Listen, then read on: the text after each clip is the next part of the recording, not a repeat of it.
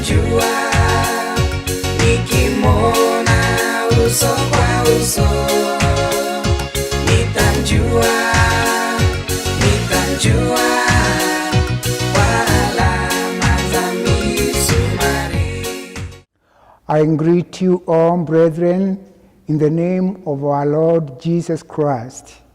This morning, I warmly welcome you to our morning service this Sunday, the 26th April 2020, being the third week of the Sunday after Easter. Before we hear our sermon, let us pray. Lord God, in Jesus' name we do praise and worship you this morning, thanking you for our daily care and provisions.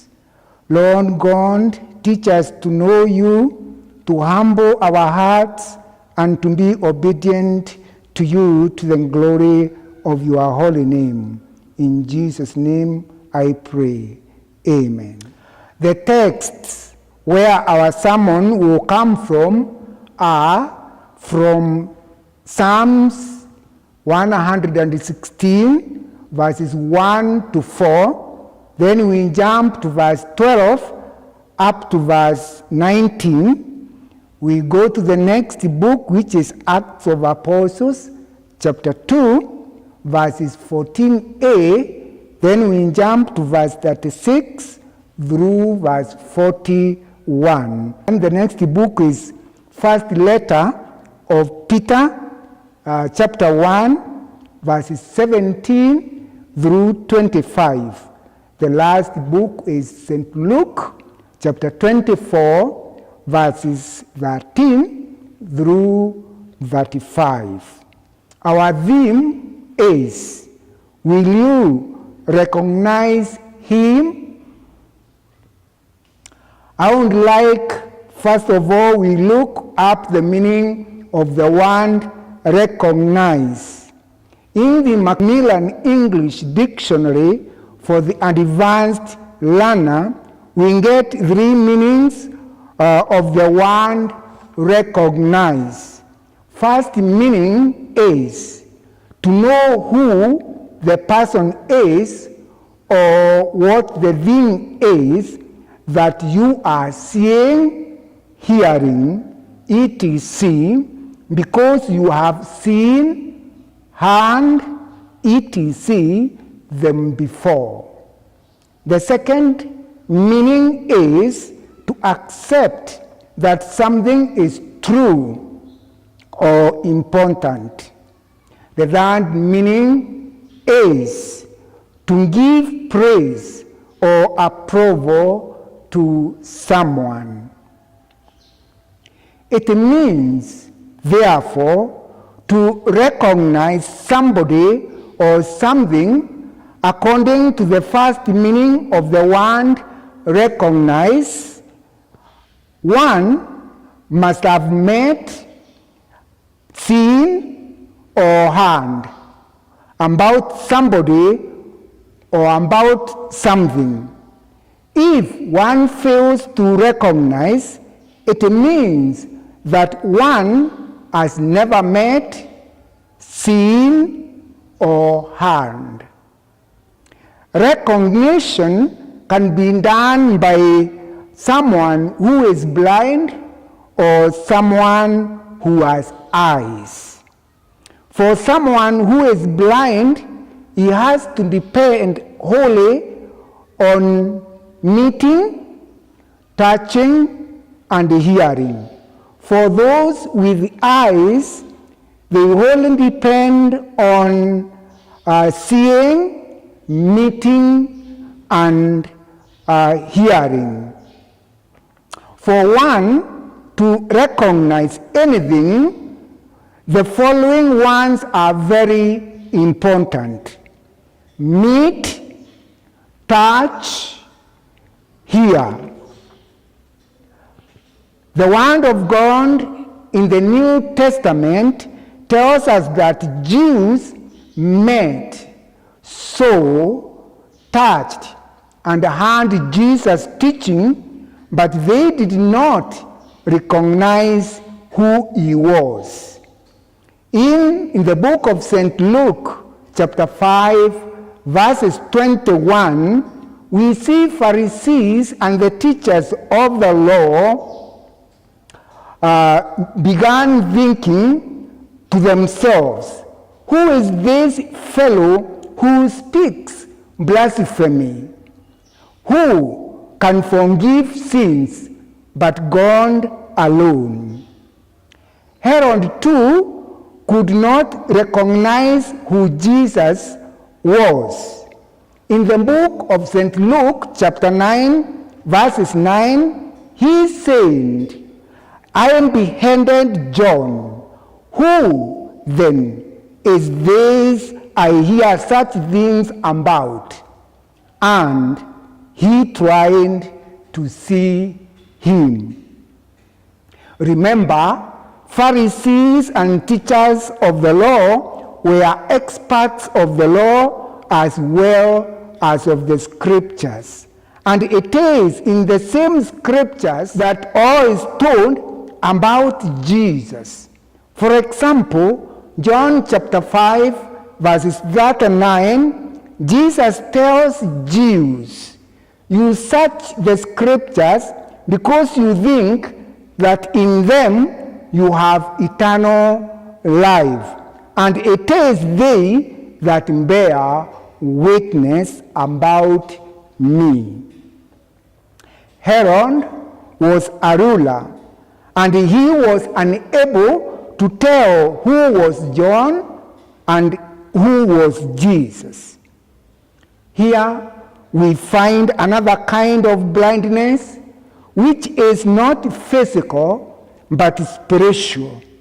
John the disciple brings this kind of blindness so clearly in the book of St. John, chapter 1, verses 10 and 11. He wrote, he, Jesus, was in the world, and though the world was made through him, the world did not recognize him. He came to that which was his own, but his own did not receive him. Those are some of the examples in the Bible that tells us, despite Jesus being well explained who he is in the scriptures, yet those personalities failed to recognize Jesus. Is there anyone in the Bible who really recognized who Jesus is? Yes. The first human being who recognized who Jesus is Peter, and that is found in the book of St. Matthew, chapter 16, verses 13 to 16, where Jesus asked the disciples, who do you say I am? Peter answered and said, you are the Christ. Then Jesus tells Peter that it was the Father who had revealed to him, but not man. And the first human being who saw Jesus after resurrection was Mary Magdalene, who thought he was a gardener. Immediately she saw him, but after Jesus calling her name, at a twinkling of an eye, she recognized Jesus and said, Rabboni. On the evening of that day that Jesus rose from the dead, he appeared to his disciples, and when they saw him, they thought they saw a ghost.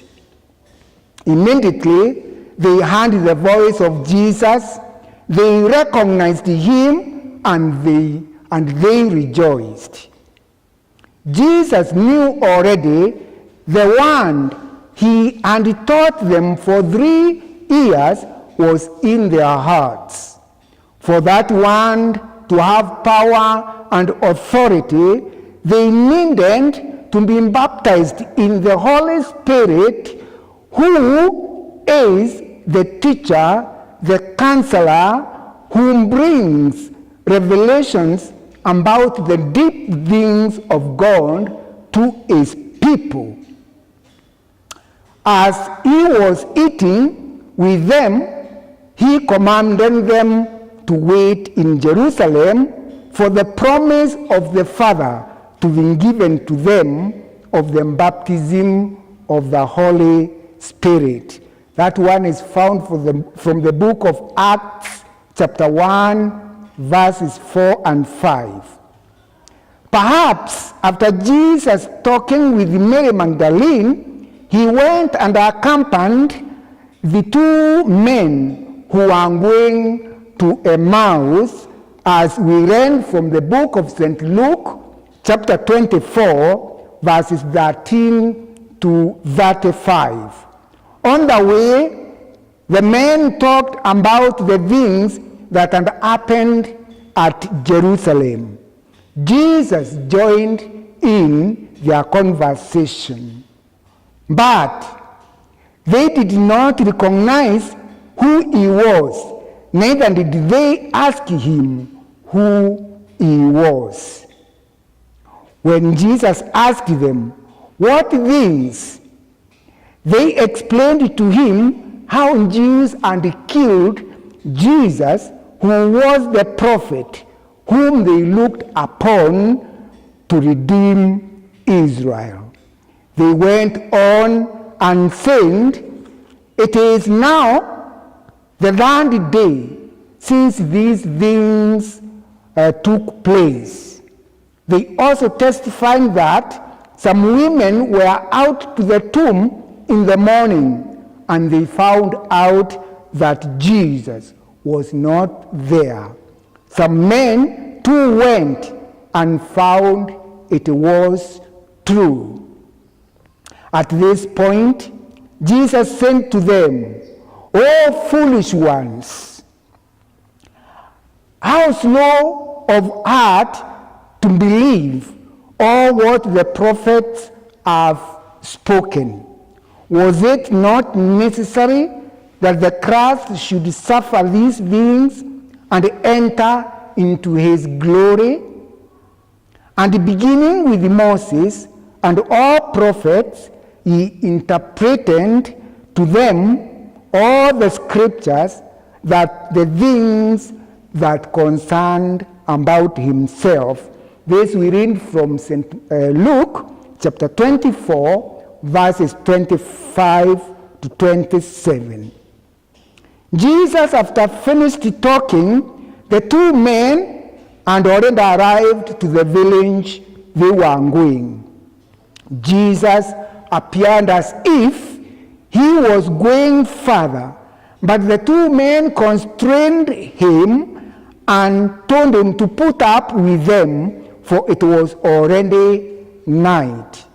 At the mealtime, Jesus took bread, prayed, and broke it and gave it to them. Immediately they received the bread.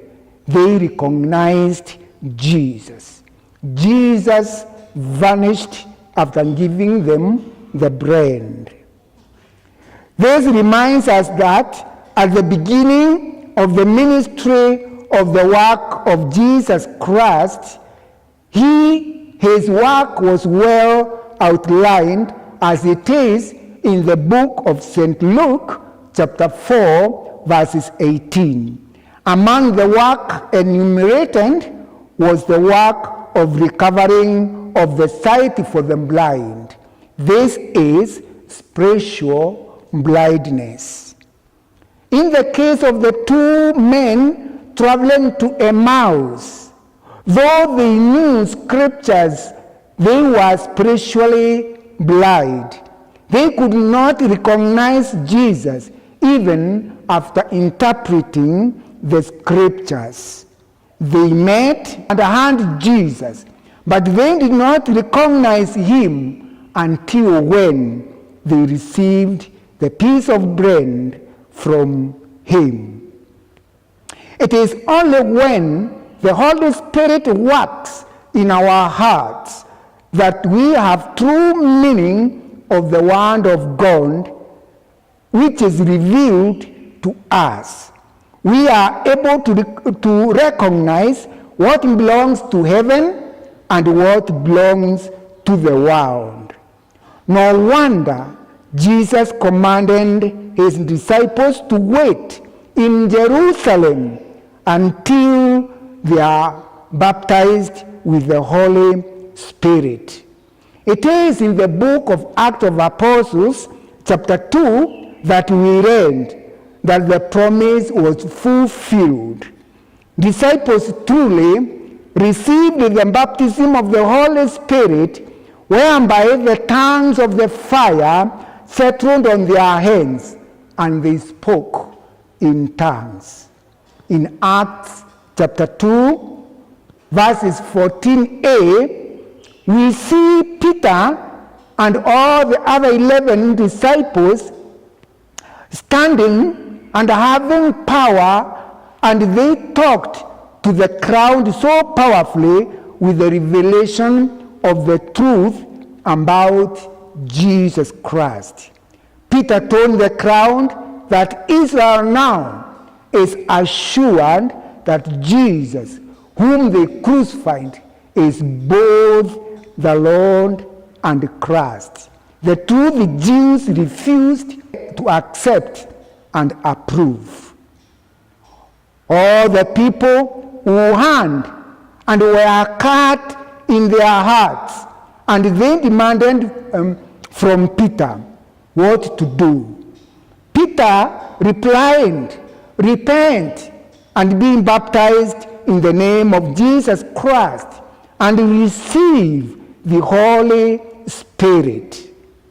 In verse 36, when Peter challenged the crowd, indirectly he was asking them, if you hear the truth I'm going to tell you at this time, will you recognize him, or will you even now deny the truth, whereas the truth is speaking for itself?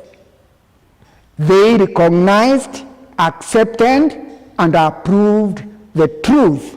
And those who accepted Jesus, they were over 3,000, and they were all baptized and they were saved. From there now, let us conclude with what we read from the book of the Psalms 116 and first letter of St. Peter, chapter 1, verses 17 and to 25. By thanking our God, who has given us his Spirit, who has enabled us to recognize him, his Son, Jesus Christ, who is our Savior and Redeemer.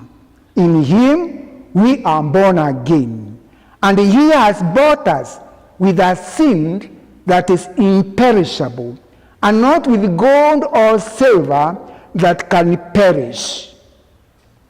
He has given us only one condition to fulfill: to love one another deeply from our hearts.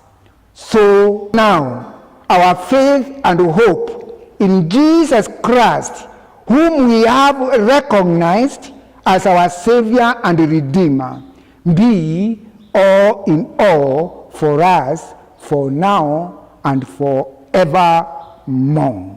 Let us pray.